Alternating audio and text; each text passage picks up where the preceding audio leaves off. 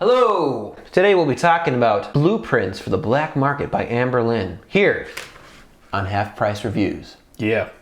Cue intro. Should make an intro. Yeah. Eventually we'll have an intro. And welcome back. My name is John. I'm Alex. And today we're going to be going through a very, very special album. The very first album by Anberlin. Emo, pop, rock. It's got it all. And today we want to look at Blueprints for the Black Market. We're going to be going through this bad boy song by song. I took notes, and you're going to go off the cuff because you know this album so well. All up here. And you're really well spoken, and I am not. So I got into Anberlin actually from their second album, Never Take Friendship Personal. One of our friends burned us a CD. I absolutely loved the album. I don't remember how I started listening to Blueprints, but they had it on Pure Volume when that was still a website that was up. RIP. Immediately took to it. I remember it was like freshman year of high school, summer, and I had put it on my iPod Nano. No, it was iPod Mini, I believe. Wow. Nano was the later one. And I listened to that during typing class and absolutely, like from start to finish, as I was typing, because I mean, you could do whatever you want as you're like learning how to type, and that was like on repeat. I was burned a copy of Friendship, their second album, by that same friend. It's a good friend. And, well, you shouldn't take it personal. I liked some songs. I remember one song, Stationary, I really liked, but I didn't keep coming back to it. It wasn't until maybe college, post-college, that I really got into Anberlin. So it took me a while. Yeah, I got some factoids. Please, back us up. So the lead singer of Anberlin, Stephen Christian, he has a blog going through all of the Anberlin songs because he wrote lyrics for all these songs. He gives a little brief synopsis of what these songs are really about, because a lot of these songs are pretty cryptic. So I have a lot of those notes here. So, cool. So first off, the title, Blueprints for the Black Market. The title is a jab at pop music. Seriously. So Black Market, because pop music, according to Stephen Christian, lead singer, was illegitimate and that it wasn't created by artists, but for artists, by evil corporations and whatnot. So Anberlin thought that they could write songs as good as what corporate pop was putting out, and that their formula could be used as a blueprint for them. Okay. So cryptically cocky. Yeah. Pretty confident though. Which, yeah. Starting off at like their first record. Kind of backfired because no hits were generated from this album. Other only factoid, the drummer was 15 years old when they made this album. And the rest of the band was about 23. Creepy. And we see that in their music video for Readyfuels. He looks definitely younger than everybody else. But creepy. A little bit. Yeah. They found him at Chuck E. Cheese. What is his last name? Young. Young. Weird. Stephen Christian is a Christian. His last name is Christian. Nate Young, is that his first name? Yeah, Nathan is Young, and his last name is Young. Guess what the last name of the guitarist is? Which one? It's guitarist. So the very first song, Readyfuels. It definitely sets the precedent for Anberlin openers in terms of, all their albums. Solid. It's that opening riff that really grabs you immediately. Meaning. Do you know the meaning? Should I go through all the meanings as we go through? I think you might as well, because I haven't gone through the blog. The meaning of the song is a friend of Stephen's, the lead singer, a friend of Stephen's knocked somebody up. And this song was about Stephen seeing his friend grow into the man that he needed to be a father. That is oddly very specific. I would not have guessed that would be the meaning of the song. Right. I still can't even picture the meaning with the lyrics, honestly. The lyrics I feel like they seem so general. First off, what is a ready fuel? I have the answer, but you're smart, so I thought maybe you'd know.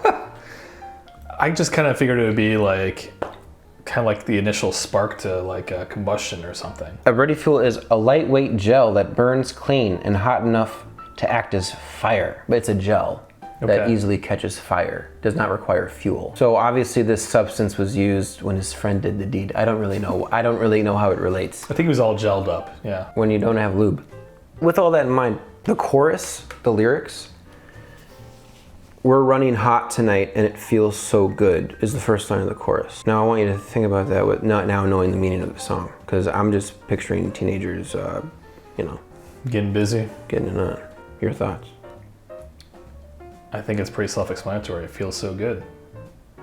Just leave it at that. Okay. I'm guessing that when this sinful event occurred, it was in some kind of a car, and I'm assuming that it was on the 4th of July and there were fireworks all around. I can't play the video here because copyright, but the music video is the band with green screens all around them, and the green screens are playing really cheap looking fireworks. We can show stills, I'm sure, in the video. Okay, well here you go. Stephen Christian himself said, not good. They didn't like it when it first came out, so. Right, yeah. They recently did a live stream of Blueprints for the Black Market, and they talked about this music video and how they hired this guy who said he was really good at special effects and basically hyped up what he could do to the point that like they expected something to be very awesome for their first music video. And when it finally came out, Steven said, he was in the room, he was watching this thing, and he thought it was a practical joke. It was so bad. He said to this day, it's like one of his biggest regrets in Anberlin was that music video. Foreign language. This is about the war in Iraq. You gotta be joking. No, oh no, it's about girls be hard to communicate with.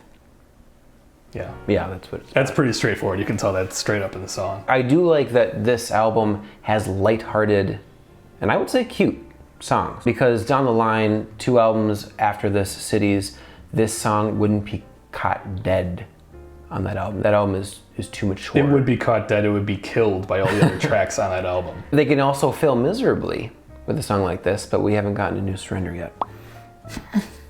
There's a do part in this song. Yeah, I know. We'll eventually go through them all, but I can't think of another Anberlin song where they have a non-verbal lyric. Now that you mentioned that, and it was on this album, the original cut, maybe it wasn't the original cut, but it's the cut that's on the Lost Songs, whatever that cut is of Autobahn on there, has a do for the chorus. Oh, yeah. So this song feels very youthful to me, but not cheesy. And they were in their youth. They were early 20s, 15. This is the album to have this song on it. If this was on Cities, it wouldn't work. It would stick out. It would be too cutesy. It would ruin the vibe of the record. I think this song is really catchy. I remember really liking it when it came out. I don't think it really stands up too well over the years. Still catchy though. Change the world. Lost Ones, in brackets. This song is about the war in Iraq. No, just kidding. Meaning, this is an imaginary letter that Steven, the lead singer, writes to his younger brother and sister, encouraging them to get through 3 things. General depression. He warns them about drugs and alcohol. And then encourages abstinence. I guess he didn't want to write Readyfuels Part 2 about his little sister. This was one of my least favorite tracks on the record. It was from the very beginning. I just don't think I liked the chorus. I liked the breakdown right off the chorus, but the chorus itself, to me, was kind of weak. I find the verses way more interesting than the chorus. The verses are when he's talking to his brother and sister. He sounds desperate. Towards the end of, I think, the second verse, he sounds exhausted, like he's really trying to drive these points home. The chorus has a different attitude. I think it's supposed to be encouraging, which is fine, but it's just not as interesting as the verses. Kind of like it loses steam once it gets to the chorus. How does the bridge go again? We can change the world. Don't give yourself away. He's telling his little sister not to have sex. Unless they're playing hide and seek. Cold War transmissions. Oh, this is great. If you watch the live stream, you know what this is about. This is literally about playing the board game Risk with his little brother, which I was unfamiliar with. I had to look it up, that game. This song sounds so intense and serious, and it's about him playing a board game with his little brother. In the chorus, when he sings, "This is Russian radio here," he's literally talking about conquering Russia. Your code I'll break, you made your last mistake. Called out Cold War remnants now on the floor. By remnants, he means the game pieces. It's almost better not to know the reasons behind some of the songs. No, I think it's cute. For such a cute song topic, it sounds very intense, very dramatic, but chorus lightens up, but not in a bad way. I think it's really catchy, really nice melody. It's got a nice beat too.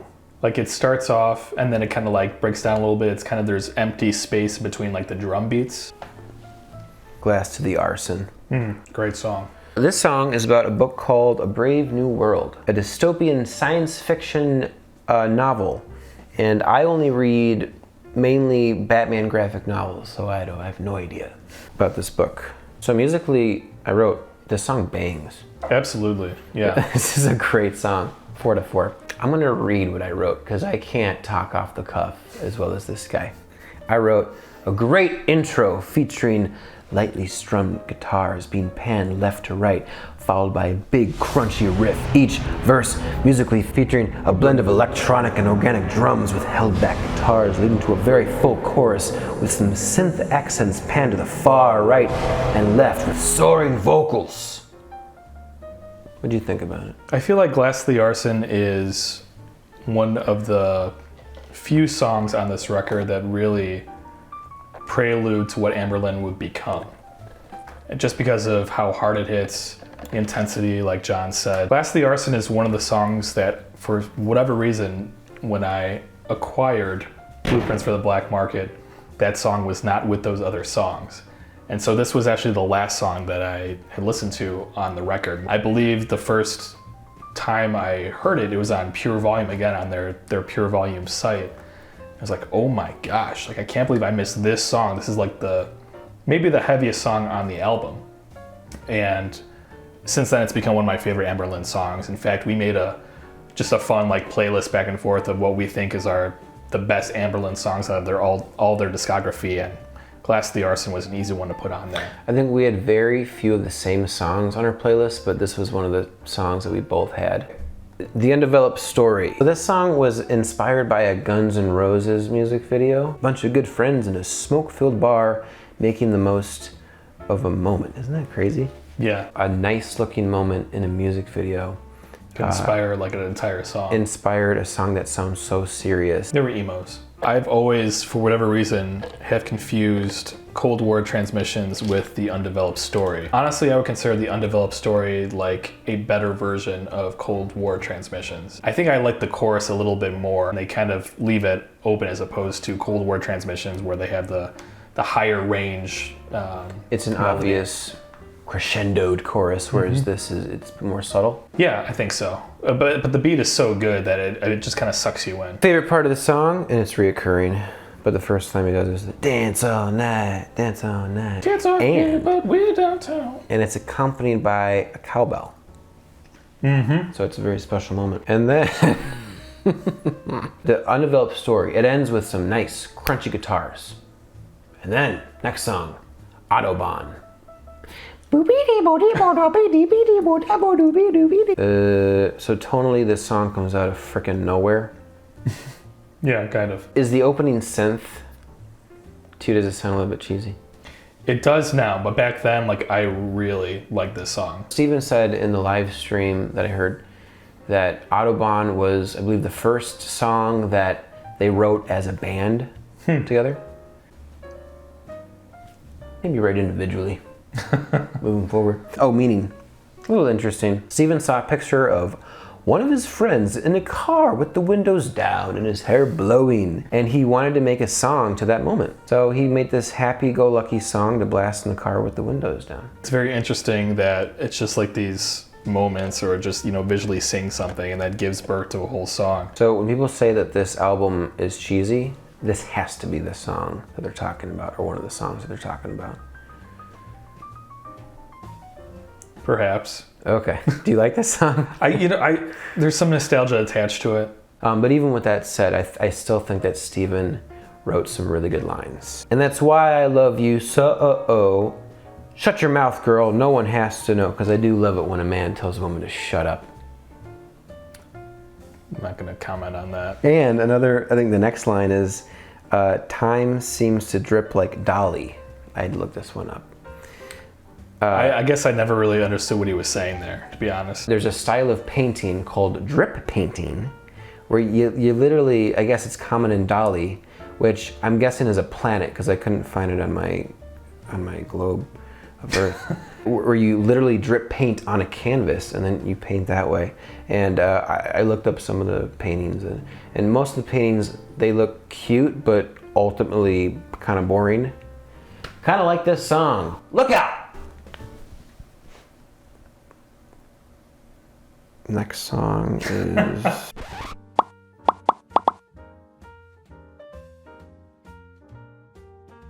We Dreamt In Heist. Yep, Reminder. This is a black mark in Reminder. Keep your... I'll try. I think you forget that. Oh wait, so that is like a do kind of. I was thinking about that. It's an extension of a word, try. Yeah. It's arguable though. Yeah. Well, do is an extension of do. So meaning, Stephen would often fantasize about having a Bonnie and Clyde relationship with a lady. But he didn't want to go to jail or get killed, so he just wrote a song about it instead, and that's this. My number one note is this song is cute. It's catchy. Yeah. I think when it gets to the chorus, similar to Change the World, it loses a little bit of the steam with the try. That staccato. The guitars join him with that staccato. Yeah. It should be annoying, and I don't find it annoying. Yeah. And I applaud them for that. I timed it. So between the staccato try, and then after that, he did try. Guess how many seconds he holds out the word try between all that? 3? 5 seconds. Okay. He says try for 5 seconds. That should be annoying. That is most of the chorus. But somehow it isn't. Yeah. I dig it. No, it's definitely not annoying. I just find the verses to be catchier. I think the production is so good on that as well. That's why it's a little bit jarring to hear the staccato in the chorus as opposed to just the smooth, verses. Yeah. Yeah, agreed. But Aaron Sprinkle, you pulled it off. The next song is a love song. You know this is a cover, right? I know it's a cover. I did not know that at the time. By The Cure. So I thought, yeah. So what has your experience been with The Cure, if any? Or what do you know about them? Not too much. They're just an 80s synth band. Yeah, new wave. So when I was in high school, I borrowed my brother's Cure Greatest Hits CD and lived with it for a few days and liked a few songs, okay, but didn't completely fall in love with it, and that's kind of the end of my history with them. Nothing against them. And I know they're very influential to a lot of bands that we love, and they, I think, helped inspire Anberlin to pick up that synth and use it. And while they have misused it, they've definitely used it very well for a lot of songs. So for that, I'm grateful. So I don't particularly like the word particularly because it's really hard to say. I can't say that I really love the original song. Well, yeah, I definitely don't at all. Anberlin's cover to me is an improvement. They speed up that BPM, right, give it more energy. I think the downfall of this song is the verses.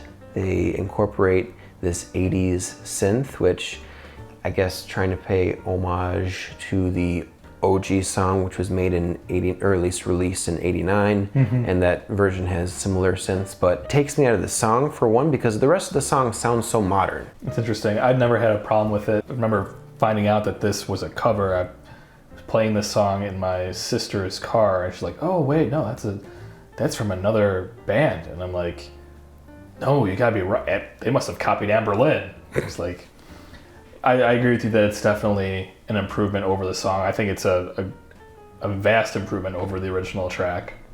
And we're probably offending some people that have grown up with the original. I think what I like on this track the most is really the chorus, how they work in the piano with Stephen's vocals.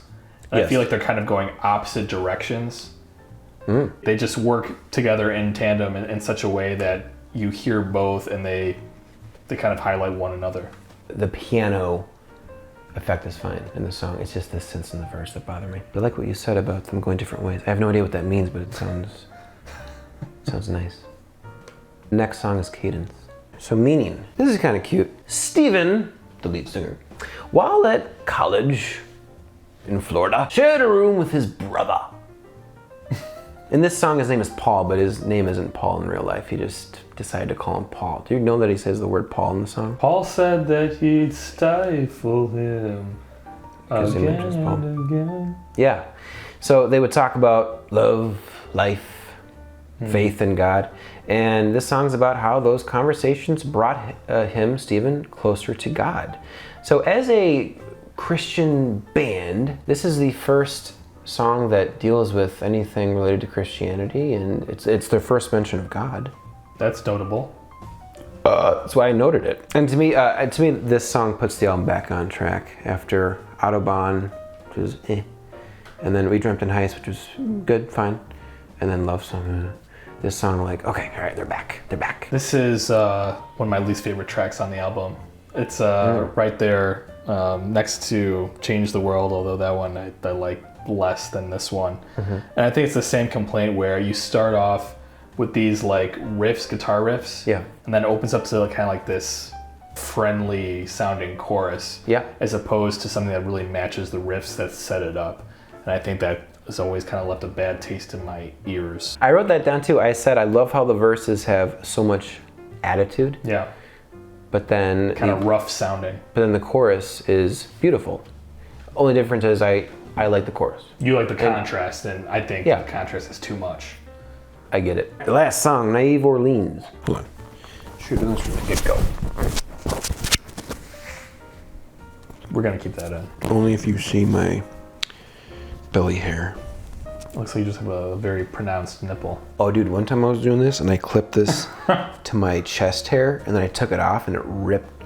It's horrible. Anyway, so the meaning of this song, this is what he wrote, word for word. I fell for someone in New Orleans, made me forget who I left behind quite quickly. Though nothing came of the girl in New Orleans, I realized that I was never really in love with the other girl and that life really could go on without her. Okay, that shows up right in the lyrics. Unfortunately, I knocked the girl up in New Orleans. She said she was on the pill. How could I have been so naive? Naive Orleans, you get it? No, you added that last part. Yeah, I did. So I have questions about this. Fell for someone in New Orleans. Got it. Made me forget who I left behind. Now I have questions. Who I left behind? Is that your girlfriend? Is that your ex? Is that just someone that you have the hot? What, I don't know, and he doesn't explain. Probably the band. Okay. Though nothing came of the girl in New Orleans, I realized that I was never really in love with the other girl from, I'm assuming Florida, where he came from, and that life really could go on without her.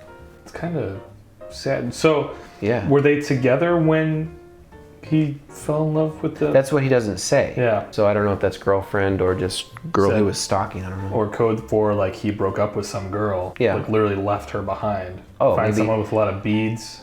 Yeah. How'd you get all those beads? We get to inject some of our own imagination and interpretation where there's blank space. And his friend injected something else in another. Structurally, this song is actually like pretty interesting. So there's a first verse, which is my least favorite part of the song. Is this the way you want it? Oh, really? I like that part. Then it has this big melodic section, big enough to be the chorus, in my opinion. I finally found that life goes on without you. And you think that's the chorus, right? Because it's so big and catchy. But no, it gets bigger, and this catchier part comes in after. Your actions write the melodies. Almost as like a second chorus. And guess what? They never return to a second verse. There is no second verse in this song. You ever realize that? No. So maybe he didn't care for the first verse either.